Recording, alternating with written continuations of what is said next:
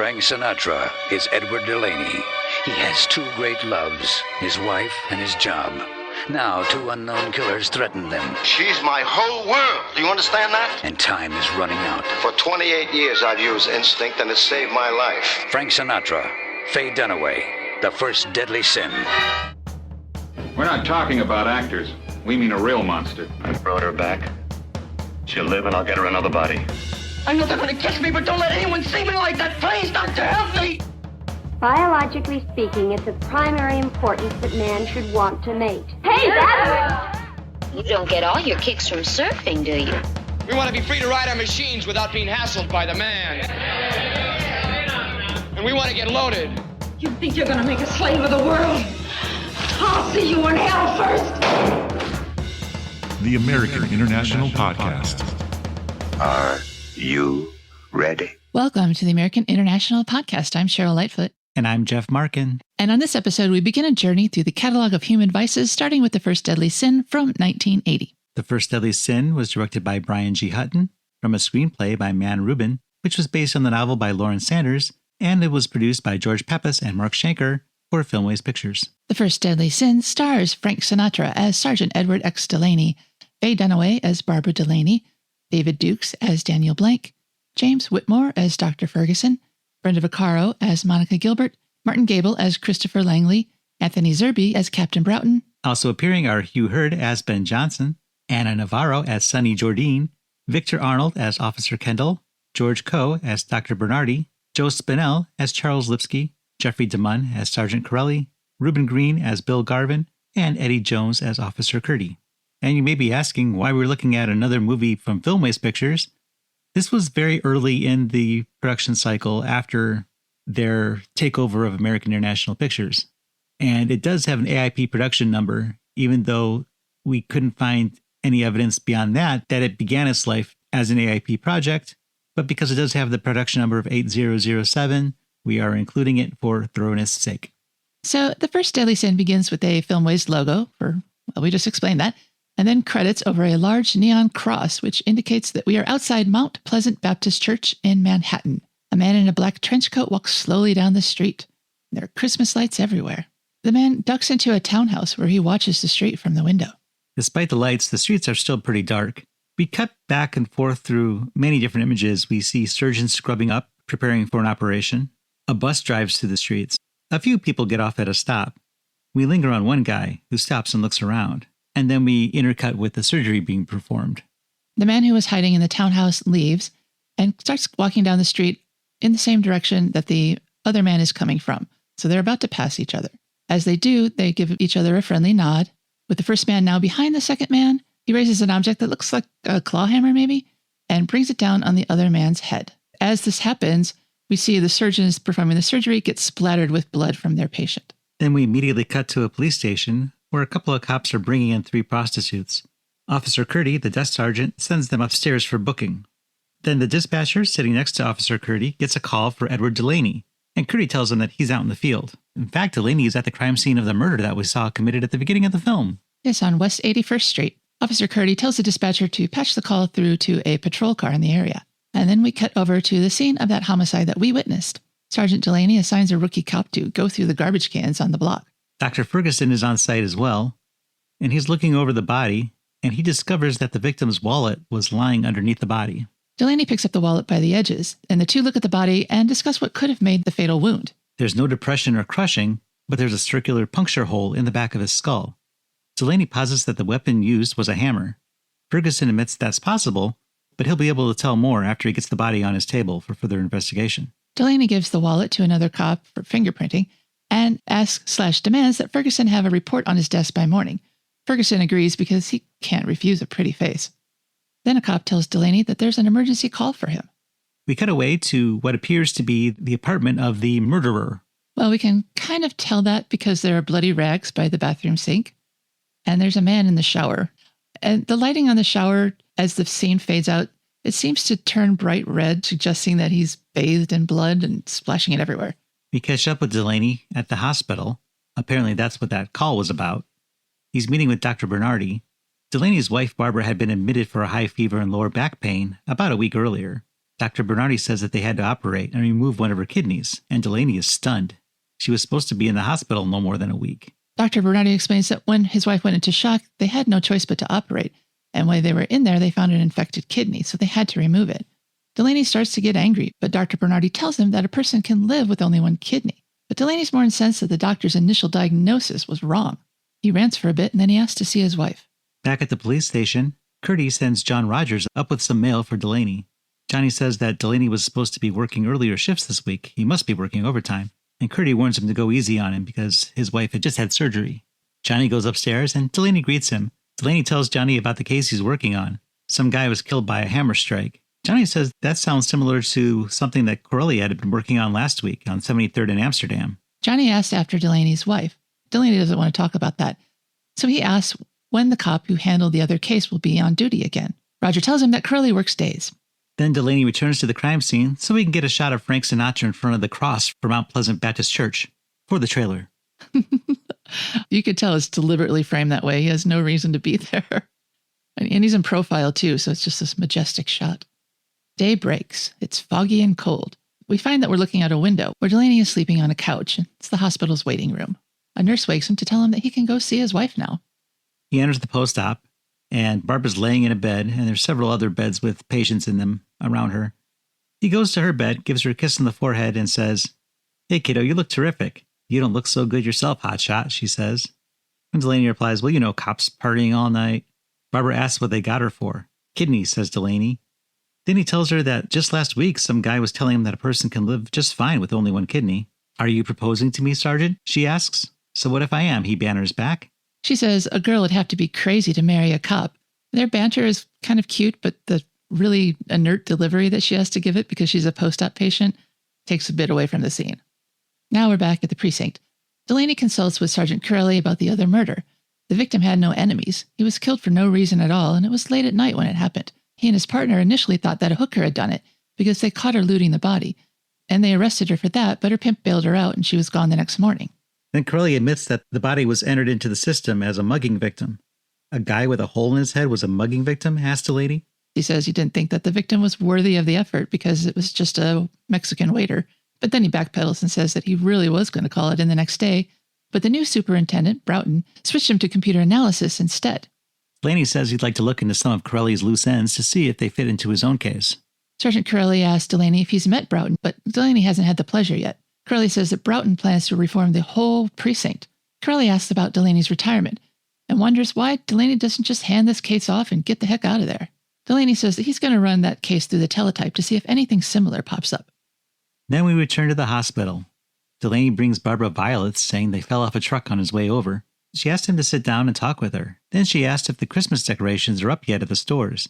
Delaney says they've put the holiday on hold until she gets out of the hospital.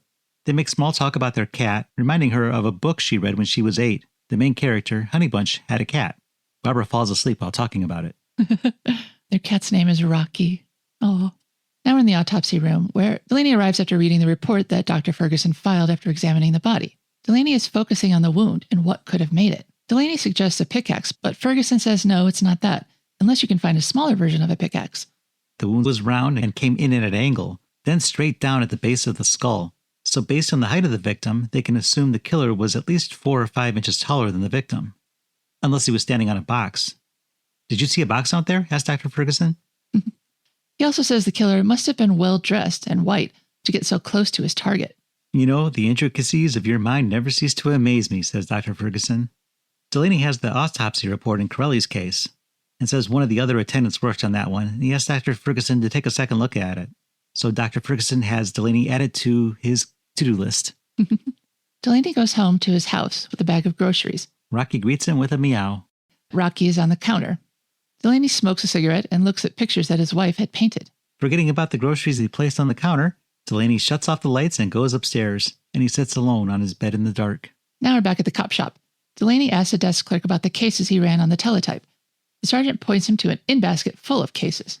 Delaney asks him to put a couple of cops to work sorting through the cases to find street murders where the weapon was a hammer or a spike. The clerk says that he needs authorization to do that, so Delaney gives it unofficially. Cop says, okay, but if he gets into trouble for this, it's Delaney's ass. Now Delaney is visiting the Museum of Arms and Armor, where he speaks with Christopher Langley, the curator. Langley says that if the puncture wound was circular, it is virtually impossible that the weapon used is from the medieval period, and explains how metal was pounded into shape in those days. It isn't that it couldn't be done, but the meticulous work that would go into doing that would be unnecessary for the purposes of the weapon. Langley thinks that what Delaney is really looking for is a tool and not a weapon. And Langley is more than happy to go through his records and see what he can find. The museum closes at 6, and Delaney says he'll be back before then for Langley's report.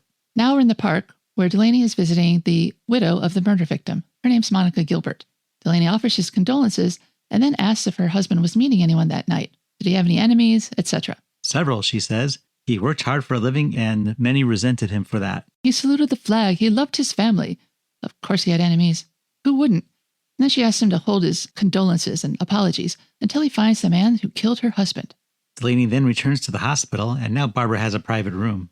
She's asleep, and he places a small bouquet of flowers next to her. She awakens and asks how long he's been there. Just a couple of seconds, he says. He wants to let her get some sleep, but she says no, that's all she ever does. Then she notices a small package in his hand. Is that for me, she asks. He hands it to her, and she opens it. It's a book. It's Honeybunch, the book she had mentioned earlier. She's so delighted, and she does look a lot better here. Then Delaney says that a house that they looked at earlier is now for sale. Maybe they can go up there and look at it when she's well again. Now we're back at the precinct, which is being repainted from precinct green to precinct gray. Big improvement.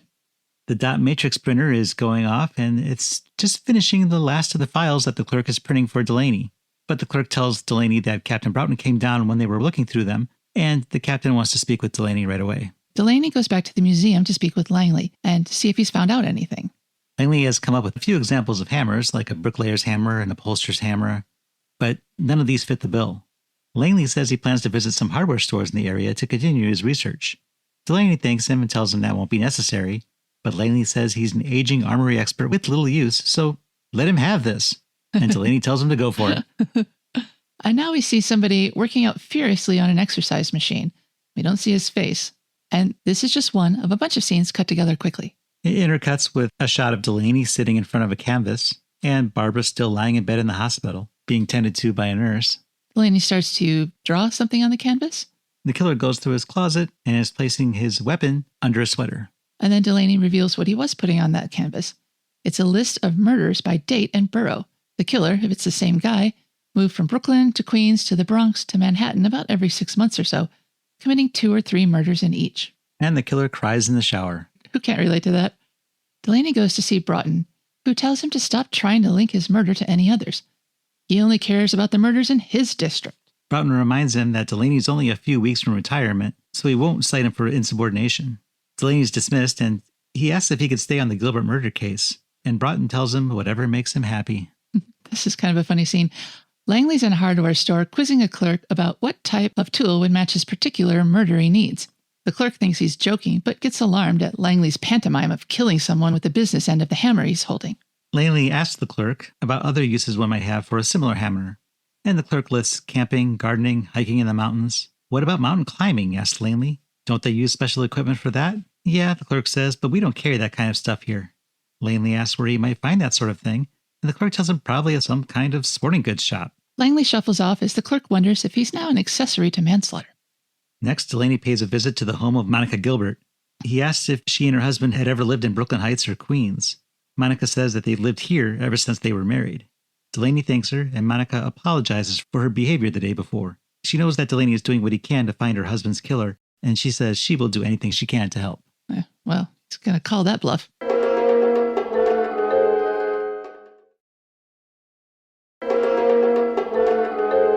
Now we're in the prison exercise yard. Delaney interviews the jailed hooker, who was caught by Sergeant Corelli ransacking his victim's pockets. This is Sonny Jordeen. She asks Delaney for a cigarette, and Delaney gives her the pack that he brought with him to bribe her. She asks if he wants one. He says he doesn't smoke. Then he asks if she saw anyone that night she was picked up for picking up that dead guy's wallet. She thinks for a moment, then says she saw a guy walking fast, wearing a black raincoat. Delaney asks if she can describe his features, but faces aren't her business, so she can't help with that. Now Langley's in the sporting goods store, looking at mountain climbing equipment. The clerk shows him an ice axe, but Langley says it's too big. The clerk thinks and says that what he wants is an ice hammer. She hands it to him, and he grasps it with both hands. Perfect, he says. You've made an aging curator very ecstatic. Delaney finds Ferguson where he's eating his lunch, but Ferguson is willing to talk to him for a minute anyways. Ferguson says he looked at the case Sergeant Curley presented him, victim's name was Torres, and he feels that the weapons were the same. There's a circular impression, but oddly, the victim's hair in both cases had bone fragments in it, meaning that the implement enlarged the hole upon being withdrawn. Delaney takes this in and then asks Dr. Ferguson if he knows of Dr. Bernardi, the doctor who removed his wife's kidney. Delaney says he has questions for Dr. Bernardi, but he's having a hard time pinning him down. Dr. Ferguson assures him that his wife is in good hands and there's nothing to worry about. And then Dr. Ferguson says he wants to examine Torres's body, so he asks Delaney to get an order to exhume Torres's body so he can look at that skull. Now Christopher Langley is at the station, anxious to show Delaney what he's found. Delaney takes the hammer and says it's a close match, except the tip is triangular and the one they're looking for has a circular tip. Langley is aware and says that there's a couple more stores he'd like to check in the morning. Delaney tells him not to overdo it, but Langley assures him that he likes to be good to the last drop. And now it's nighttime, and we look at Barbara sleeping in her hospital bed. She looks ghastly. She tries to rise out of the bed, and there's some more quick cuts here. We see the killer rampaging around his apartment, knocking over some knickknacks. A nurse comes in and keeps Barbara from falling out of bed. A crash cart is wheeled down the hall, and someone says to call Dr. Bernardi. Delaney goes to the hospital desk and asks to speak with Dr. Bernardi. Delaney is informed that Dr. Bernardi is off tonight. They offer to have him speak with his associate, but Delaney doesn't want to speak with anyone else. Instead, he goes to Barbara's room and sits and starts reading Honey Bunch to her as the killer ventures out into the night. I guess she's okay now. They went from crash cart to her lying calmly in bed. And he's still reading via voiceover as we watch the killer patrolling the streets looking for a new victim, weapon in hand. He spots a man walking alone and walks towards him and then past him. But the potential victim turns around, so the killer clumsily strikes him in the back, not the head. A car comes down the street, so the killer runs. The victim staggers into the street and is hit by the oncoming car. He lies there on the street looking dead as the driver gets out of his car looking on in horror, and we hear a mechanical Santa laughing maniacally. As the scene switches to a sporting goods store, Langley has found a match for the hammer and has called for Delaney to come to confirm. Then Delaney asks to speak with the store's manager. The manager, Saul Apple, is a very excitable man. He tells Delaney how he gets the addresses of all his customers, then gives them lifetime subscriptions to his mailers. Even if they move, the subscriptions will follow them wherever they go. Delaney asks if he can borrow his files for a few days, and Saul is more than happy to oblige. Anything else, he asks? Delaney says he'd like to buy the hammer, and Saul tells him to just keep it. It's his contribution to solving the case. Delaney goes to see Ferguson in the autopsy room. Ferguson shows Delaney the body of an accident victim that was brought in earlier that day. It has the expected bodily damage that happens when a car runs a person down. But also, there are wounds in his back, skull, and collarbone that resemble the wounds on the victims in the Gilbert and Torres cases. Delaney asks if, when Ferguson writes his reports, he can emphasize these wounds. Delaney hopes it might help convince some people downtown that they've got a serial killer on their hands. Ferguson says he could do that, but no one would pay any attention to it because those wounds weren't the official cause of death. They would need more evidence that the wounds weren't caused by the accident. Delaney shows Ferguson the hammer he's acquired. Ferguson is impressed and asks if he can borrow it to run some tests on it. Because perhaps that will be the thing that he needs to convince them. Now we're back at the hospital. Barbara's sleeping in her bed and Delaney is there. Delaney is telling Barbara about that house they were looking at and how he's decorated for Christmas in a way that tells us that she will absolutely never get out of the hospital to see that house or celebrate Christmas ever again. Next, Delaney has invited Monica Gilbert and Christopher Langley to his home to take advantage of their offer to help in any way they can with the case. He explains that he believes that the killer moves into a new area, acquaints himself with that area, the comings and goings of people, and then he strikes. Since he now has the files from the surplus shop where he acquired the hammer, he's asking the two of them to look for someone who's moved to the areas of the murders over the last 2 years. And he tells them there's cold cuts and soft drinks in the refrigerator, and he'll leave them to it. Now we're back at the hospital. Delaney catches Dr. Bernardi at Barbara's bedside. She's sedated, and Bernardi, seeing Delaney come in, goes out to the hallway to talk to him. Dr. Bernardi can't give Delaney the answers he wants as fast as he wants them, so Delaney roughs him up in the hallway. Then he walks away as Dr. Bernardi tries to explain what's happening. The gist is that Dr. Bernardi admits that there have been complications. They're not sure exactly what they're dealing with, but they are doing what they can. However, Delaney doesn't hear all this because he's already walked away. Delaney goes to a restaurant where he meets his friend Ben Johnson, an officer from another precinct. Ben has found out about Barbara's illness and chides Delaney for not telling him. He and his wife would have been to see her by now, but Delaney says that Barbara wanted it that way. Delaney wants to have Torres's body exhumed. This is the victim from the murder case that Corelli had worked on. Delaney obviously can't get this done through Captain Broughton, so he's hoping that Ben can pull some strings and do some work around. It'll be tricky, but Ben will see what he can do. Ben hopes that Barbara's better soon, and then the two of them and their wives can all get together. Delaney comes home to find Monica tidying up and Langley snoozing at the table. Monica tells him that they are done and they found 3 cards that match the pattern he was looking for. Delaney offers to drive Monica home, but she says she has a car and will give Mr. Langley a lift. She wakes him, and he tells Delaney that they were most meticulous in going through the files. Delaney thanks them both for the work they've done, and Langley tells Delaney that now the rest is up to him. Indeed it is. Delaney goes to a rather colorful neighborhood to look for the name on his first card. It's a Calvin Sawtell. He asks some ladies who are sitting out on the street to direct him to the right address, and then he goes in to find the apartment. The door is not locked, so Delaney goes in and starts looking around. He pulls the curtain back in front of a closet, but before he can look, a cane is placed in Delaney's back and a voice tells him to put his hands up. Delaney explains that he's a detective with the 27th Precinct, and he was looking to speak with Calvin Sawtell. The voice tells him to slowly get his badge. Delaney pulls it out and tosses it back and turns around to see a guy in a wheelchair pointing his cane at him. Ha ha ha. So obviously it looks like this can't be the perpetrator, although Delaney does ask how long he's been in that chair. But after a little while longer, Delaney gives up on this avenue of inquiry and leaves. Next we see him in a much more classy building. He's able to rifle through the guest register for a little bit before the doorman catches him. Delaney asks if Daniel Blank lives here. He says he's a private investigator, and he's been hired to investigate Blank, who allegedly has been dating a client's 18-year-old daughter. The doorman, whose name is George, is minimally helpful in answering questions, but becomes much more talkative after taking advantage of Delaney's expense account. George tells Delaney that Blank is a tall guy, and that he's been there for about 6 months. Also that he's due to move in a couple of weeks. Delaney asks if he knows if Blank has any hobbies, and George admits that he's helped Daniel Blank load mountain climbing equipment into his car before, a white 75 Porsche. The switchboard rings and George goes over to take care of it. While he does that, Delaney starts nosing around and finds the key to Daniel Blank's apartment. He also has a moment to grab an index card from the files.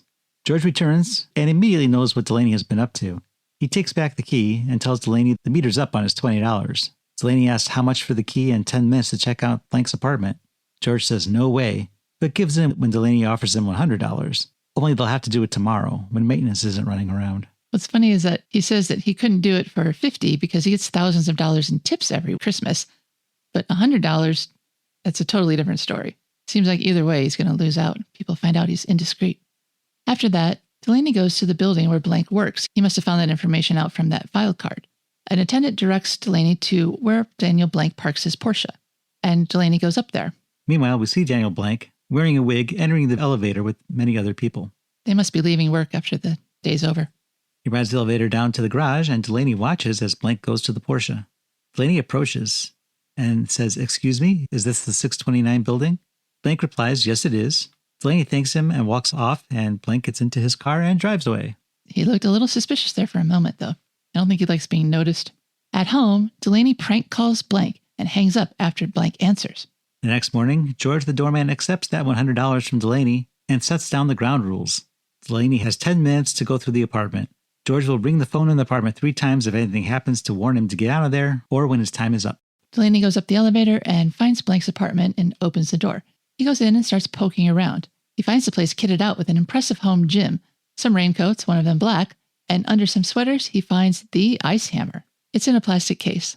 Downstairs, George rings the telephone 3 times because Delaney's time is up. Delaney's not in a hurry to get out of there, though. He pulls down a small piece of paper and a pen and traces the outline of the key. Then he goes downstairs and returns the key to George. He checks out the door locks and goes, getting an earful from George downstairs. And now Delaney visits someone who we concluded was a district attorney. This is Bill Garvin. Delaney lays out his case for Blank being the killer. Garvin says that there's only circumstantial evidence and that Blank is white and well-connected, so that even an average lawyer could get him on the street in 24 hours. And just because he enjoys mountain climbing and moves around a lot, that doesn't make him a murderer. And there's the fact that Delaney illegally entered and searched his apartment, so if they were to go to a judge to try and get a warrant, Delaney is more likely the one who would be jailed. But Bill says he can put in a request for exhumation of Torres's body, and he'll speak with Captain Broughton personally. Delaney would prefer to leave Broughton out of this. Bill Garvin also says he'll go over Delaney's reports for him, but there are no reports because Delaney's gone rogue on this. Garvin asks what else he can do, and Delaney tells him to just forget about it. Then Delaney returns to the hospital to visit his wife. Barbara isn't doing well at all. Barbara looks like she's on death's door. Delaney exhorts her to try to live for his sake until she cries. She says she's trying, and then he goes to the chapel to ask God for help. Then we're back at Daniel Blank's apartment, and Daniel has decided that it's hammer time.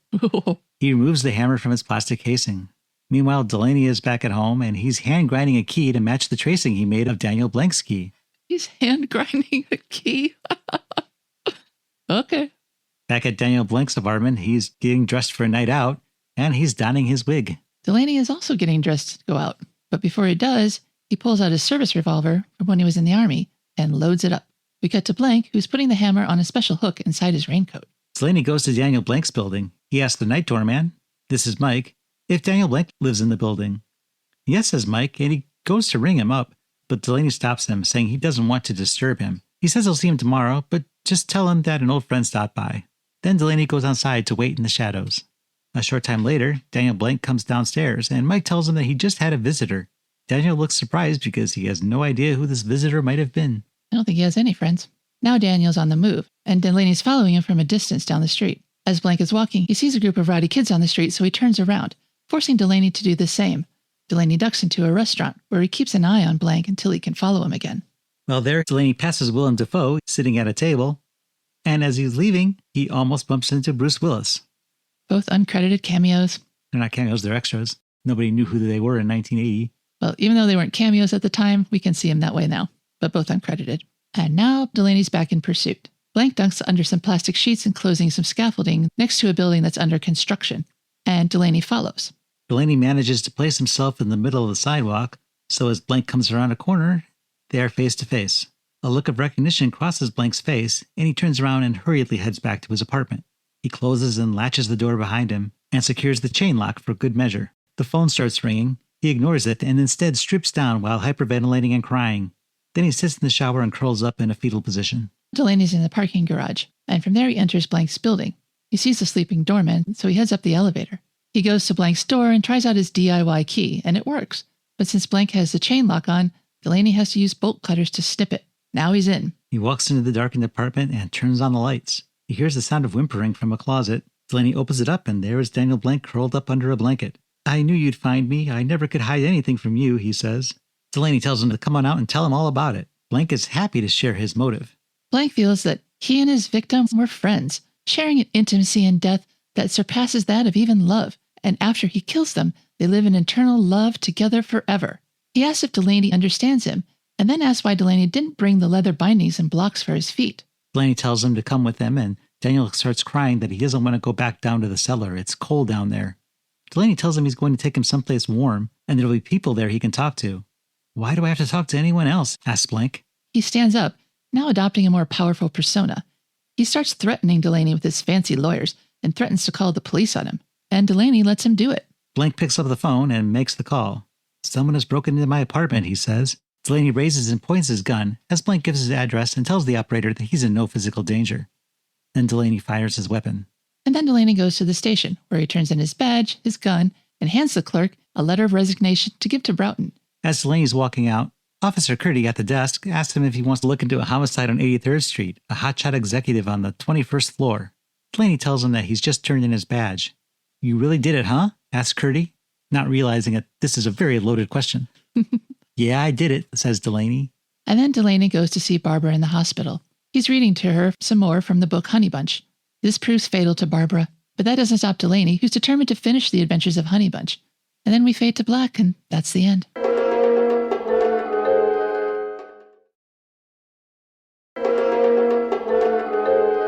Welcome back to the American International Podcast, where we're talking about The First Deadly Sin from 1980. The First Deadly Sin was Frank Sinatra's final starring film role. However, an article by Hank Grant in his Hollywood Reporter column, published in June of 1979, reported that Marlon Brando is holding firm to his salary minimum of $3 million in response to a pitch from producer Elliot Kastner to star in his movie version of The First Deadly Sin, and only if Marlon likes the screen adaptation currently being scribbled by Mann Rubin. By December of 1979, Frank Sinatra had been cast as the star of The First Deadly Sin. A note in columnist Liz Smith's column said that filming would have to wait until Sinatra performed at his scheduled concert in Rio de Janeiro. This was Sinatra's first acting role since 1970's Dirty Dingus McGee. Roman Polanski wrote the original script for The First Deadly Sin and was originally slated to direct, But by March of 1978, Columbia Pictures had dropped him after statutory rape charges were filed against him and he fled to France to avoid prosecution. Brian G. Hutton was then tapped to helm the production. In a 1979 book review for one of Lawrence Sanders' books, reviewer Casey St. Charnez of the Santa Fe, New Mexican wrote, Sanders has also written The First Deadly Sin, probably the ultimate police procedural, which is scheduled by Paramount as a movie by Roman Polanski before he began his close encounters with the third grade.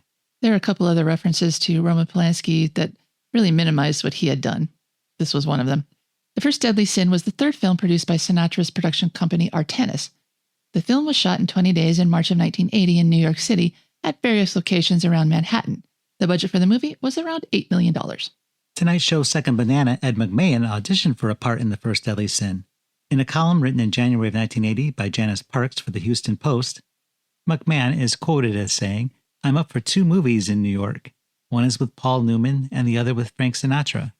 The Sinatra film is based on The First Deadly Sin, but despite a syndicated news blurb published in February of that year saying that McMahon had been cast in the role of Frank Sinatra's buddy in the film, McMahon does not appear. While filming The First Deadly Sin, David Dukes was also appearing every night on Broadway in the play Bent. In an article written by syndicated columnist Vernon Scott, Dukes said Sinatra, quote, only lost his temper once while filming. Frank gets annoyed by incompetence and delays, Dukes said, describing one incident. That was the night they kept him waiting for 20 minutes in a freezing snowstorm while they messed around with the lights. When they finally were ready, Frank walked off set telling the assistant directors and camera crew that you don't keep anyone waiting that long. He said, I'll let you know when I'm ready. The First Deadly Sin's ending did not follow the novel. In Sanders' book, Daniel Blink retreated to a bluff in upstate New York called Devil's Needle, and he died of dehydration before Delaney and some state troopers were able to arrest him. Boring. Author William L. D'Andrea, in his book Encyclopedia Mysteriosa, wrote that for the film's network TV showing, Sinatra added a spoken voiceover to the conclusion, changing the meaning of the final images completely. The First Deadly Sin premiered at Lowe's State Theater in Times Square on October 23, 1980, at a gala hosted by Frank Sinatra, which was a fundraiser for Cabrini Hospital, one of the film's locations. Tickets to the gala were $5,000 each. Also appearing at the event were George Steinbrenner, Dinah Shore, and Paul Anka. The film opened nationwide on October 24th. The tagline for The First Deadly Sin was, he's searching for a killer, she's searching for a miracle, and time is running out. Janet Maslin of the New York Times wrote, The First Deadly Sin, which opens today at Lowe's State 2 and other theaters, is so nicely played in its smaller scenes that its atmospheric and character details become more interesting than the murder plot. Maslin also said that The First Deadly Sin worked better as a novel than it does as a film, since the devices that made the book eerie are confusing on the screen. But in the film version, it becomes a meandering tale, slowed down by tangential subplots and never as sharply honed as it might be. The mood is glum, but never effectively bleak, and it's seldom suspenseful. Though the film features an excellent cast and some especially strong supporting performances, it never develops enough momentum to carry its audience along. On the television show Sneak Previews featuring Gene Siskel and Roger Ebert, Ebert called The First Deadly Sin a pleasant surprise, though Sinatra's casting was, quote, one of the reasons I didn't expect much from this movie, but he's very effective in The First Deadly Sin. He brings a kind of tired nobility to his role as an overworked cop. However, Ebert said that the hospital scenes were the worst part of this movie. They go on, they're utterly predictable, but don't blame her, blame the movie, which constantly cuts back to the longest-running deathbed scene I can remember. Siskel also liked Sinatra's performance, saying, I think he uses traditional acting methods to give a good performance, the element of surprise and unpredictability. Exploding in one moment and then quiet in another, it's nice that he's back now with a strong performance.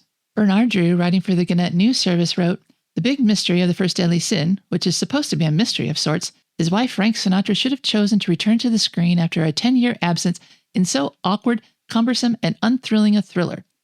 Of Mann and Rubin, Drew said, neither has covered himself in glory, and he concluded by saying, for all we know, Honey Bunch might have made a more interesting movie than The First Deadly Sin, and might less have wasted its cast's talents and time.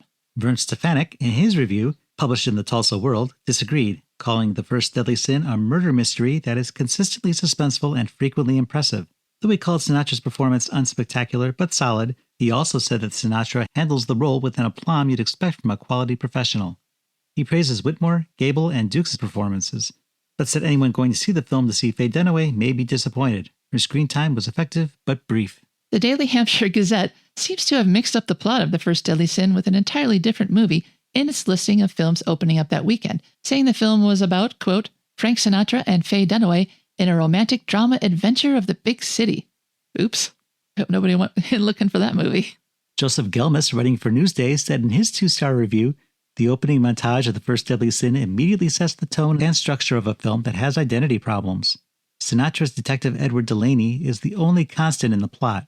It is his wife who has surgery to remove a kidney, and it is Delaney, without official sanction, who is searching for a psycho whose behavior is merely left murkier by the final confrontation.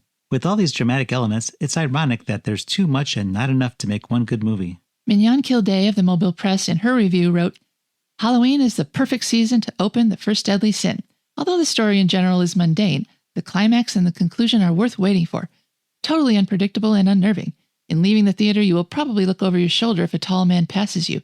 But remember that love makes us all one. Jim Wright in the Hackensack Record wrote, the new cop thriller, The First Deadly Sin, often resembles an episode of Kojak, full of mean streets of Manhattan atmosphere and an ample supply of station house intrigues.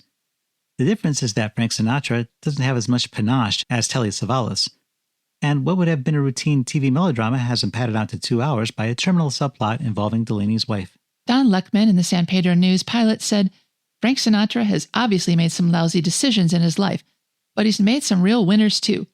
There was his recent selection of a vehicle to make his first motion picture in 10 years, The First Deadly Sin. That certainly wasn't a mistake.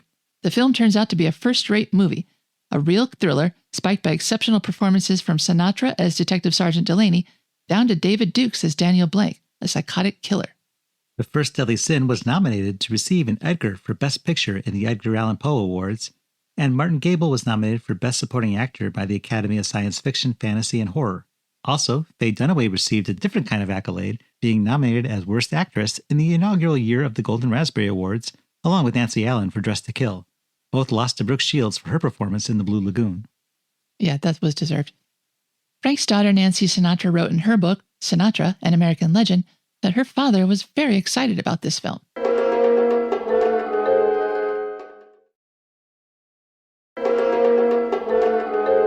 All right, Jeff, in theology, the first deadly sin is pride. Do you feel like pride is the right sin that this movie is dealing with? No. No, me neither. I have no idea where pride even fits into this story. I can only assume that it's Frank Sinatra's character, Delaney, not giving up and retiring like he should. He's too proud to let this case go. You could make a case for that, but that's after you sit and think about it. The movie doesn't make that case.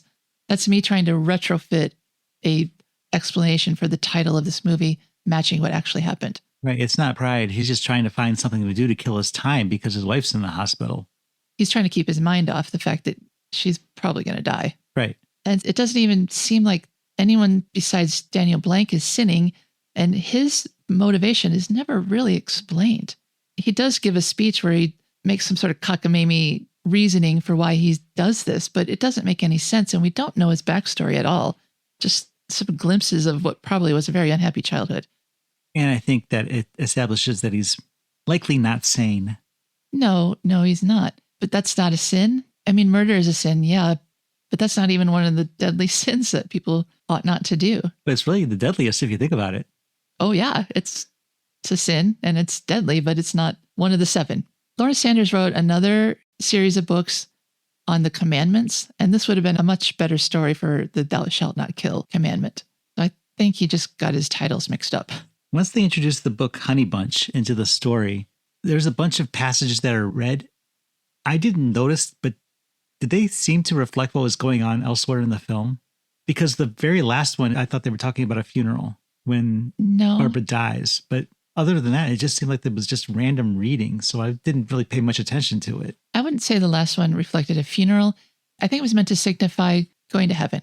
We didn't quote what the actual last passage was, but it was about having a final adventure, about shuffling off this mortal coil and going to the afterlife, maybe not literally, but metaphorically. And I think the story was just describing a peaceful, maybe even simpler time that Barbara could relate to thinking about when she was a child.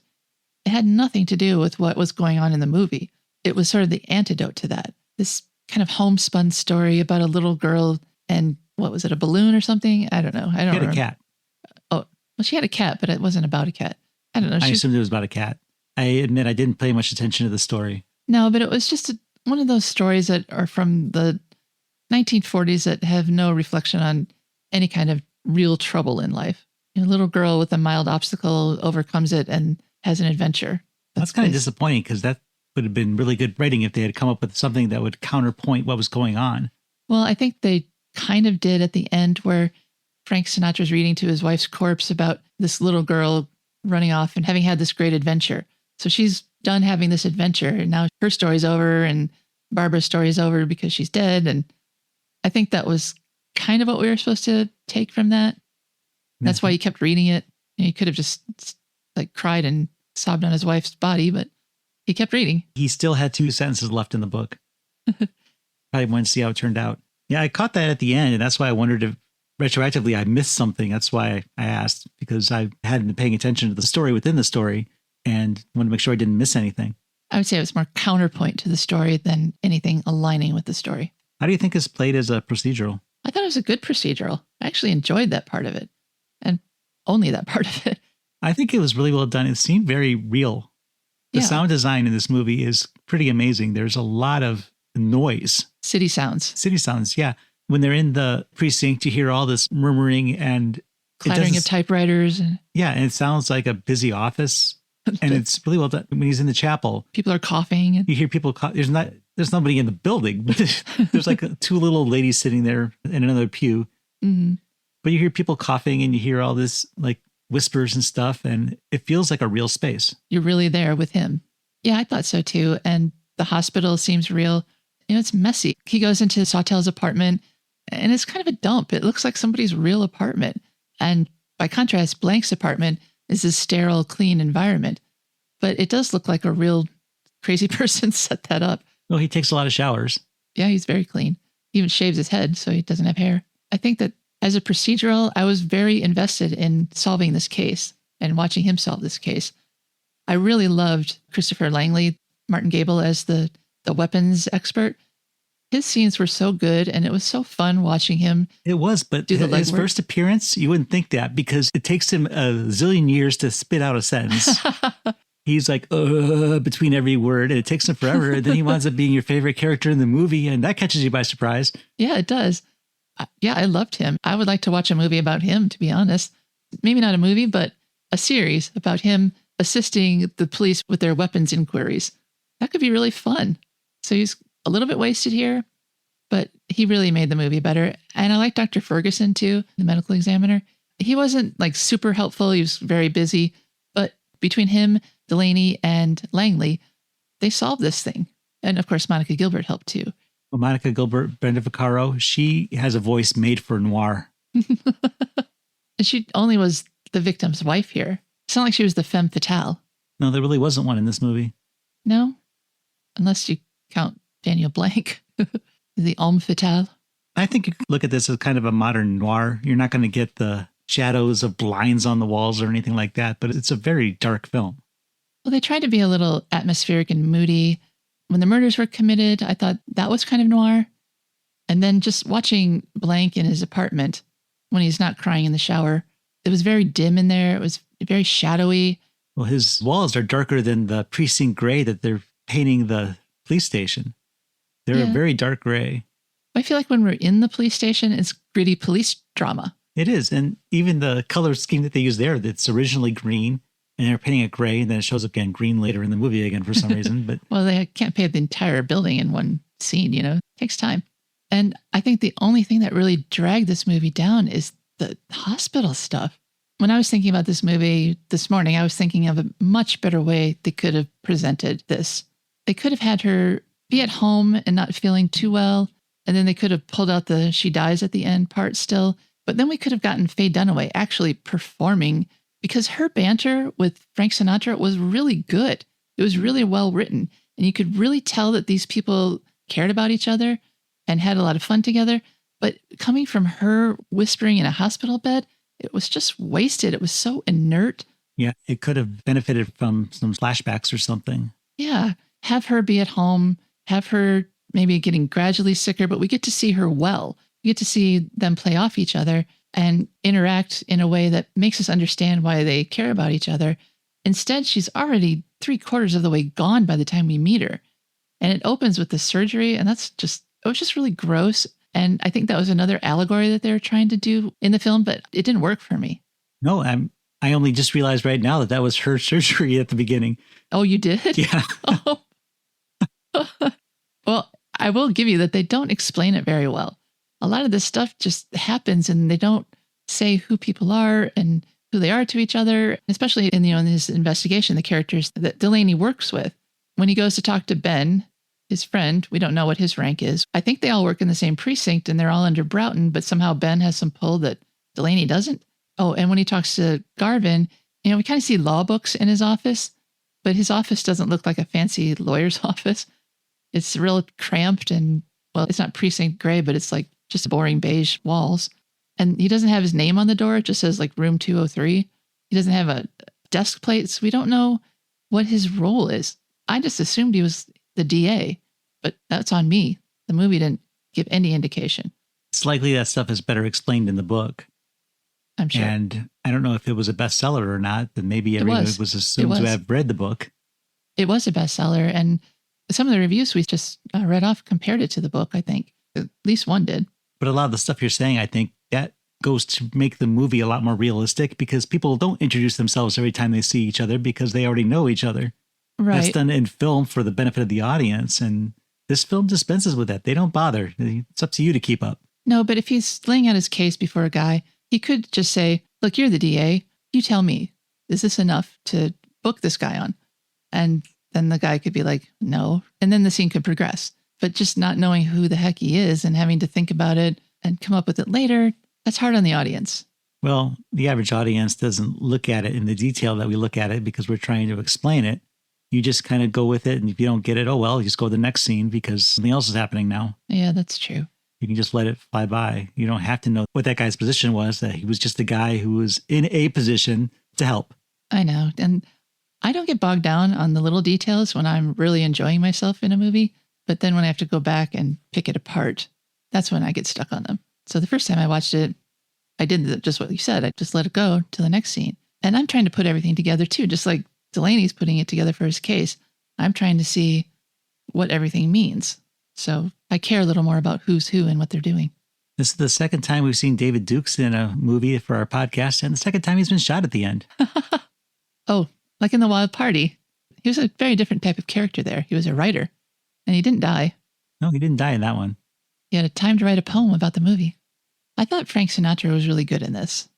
I enjoyed his performance, and I entirely believed him as someone who was on the verge of retiring, but just could not let this one case go. And I kind of admired that about him. He seemed like a really good cop and a really good guy. He seemed like a really good husband, but he was a rule breaker. So I guess that was his deadly sin. I don't know. Yeah, I'd say all the acting in this is very good. Even Faye Dunaway, who doesn't really get to do anything, I believe she was dying and taking a really long time to do it. I believe she was about to die in that hospital scene where she's sweaty and trying to rise up out of the bed and has to get tackled by a nurse before she kills herself. I mean, that was makeup, but she was good. I just would love to see her have more to do. And I think this movie did her dirty. I think it did the audience dirty too, because every time they needed to do a cutaway, it was, okay, let's go back to the hospital and watch Faye Dunaway die a little more. Yeah, every scene, she's just sicker and sicker until she can barely speak. And her death is so quiet. She just tips her head to the side and then she's gone. She didn't get to do anything flashy. And it didn't seem to do anything for Delaney's character. It didn't give him more drive to solve the case or anything. He was just using the case as something to do. That's actually kind of a good thing, though, because I think I've said on this podcast many times that I hate the idea that the wife has to die for the husband to accomplish something. So those two weren't related. It's just things that were happening to him at the same time. And now we kind of have to wonder what Delaney's life is going to be like. He doesn't have a wife anymore, doesn't have a job anymore. What's he going to do? I don't know if that character comes back in any other books in the Lawrence Sanders oeuvre. I have to wonder if this story was an influence on The Silence of the Lambs, because it almost plays by the same beats, except for the Hannibal Lecter character and the Faye Dunaway character. And who's Clarice Starling in The First Deadly Sin? Frank Sinatra. But she's a rookie. She's, right. She's young and just getting started, and he's old and retiring. Right. I'm not saying that it's a direct copy. What I'm saying is that I think that this may have been an influence. Okay, well, I guess I can kind of see that. It seems to me like The Silence of the Lambs took the same story, made enough changes, took some things to extreme. Added a dog. that wasn't the first book in that series, so right. That argument probably falls flat, but I definitely see some similarities between the two. Yeah, especially between the characters of Daniel Blank and Buffalo Bill. They're both extremely disturbed, and it drove them to do terrible things. I'm sure that was better explained in the book, what Daniel Blank's motivation was. Maybe I should check it out from the library and just flip through and find out what his deal was. Because this movie just gives like a minute to explain everything. His philosophy on killing someone makes you closer together. It was very similar to the philosophy of the Blood Beast in Night of the Blood Beast. But nobody in this one got impregnated by shrimp, luckily. Not on screen. Not on screen. But yeah, the ice hammer and an ovipositor. Yeah, I can see how those are related. You must insert something into your victim, and then they are one with you.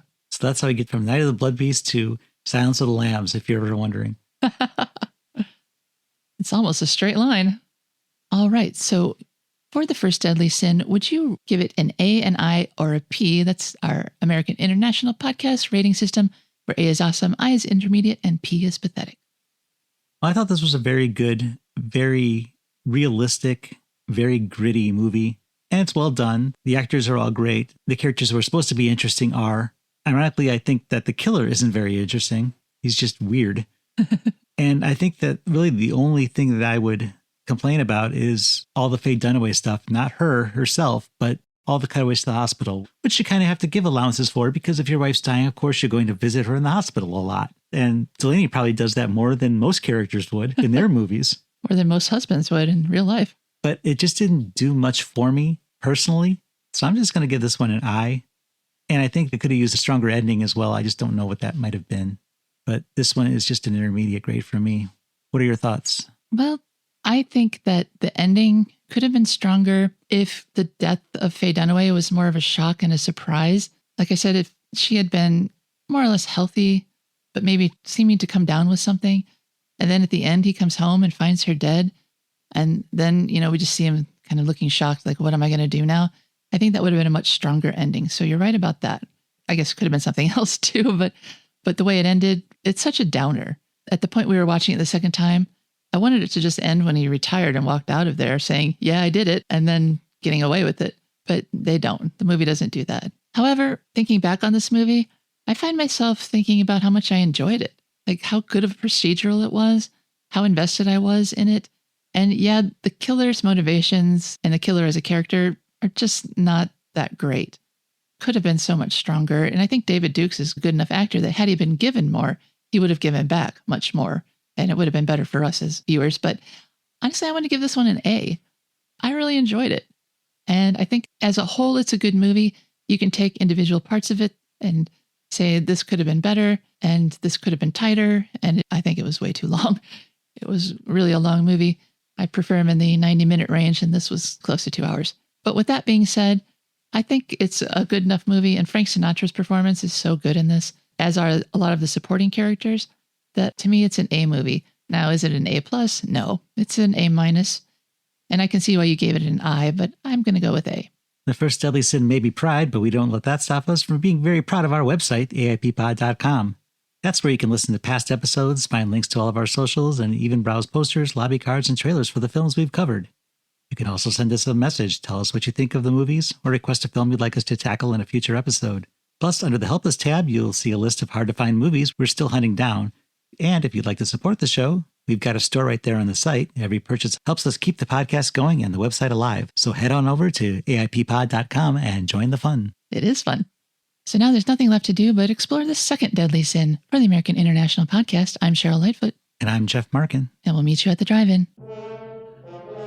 Follow the American International Podcast on Instagram and Letterboxd at AIP_pod and on Facebook at facebook.com/American International Podcast. The American International Podcast is produced and edited by Jeff Markin. A man whose mind is distorted by hatred. And Cheryl Lightfoot. A girl hungry for too many things.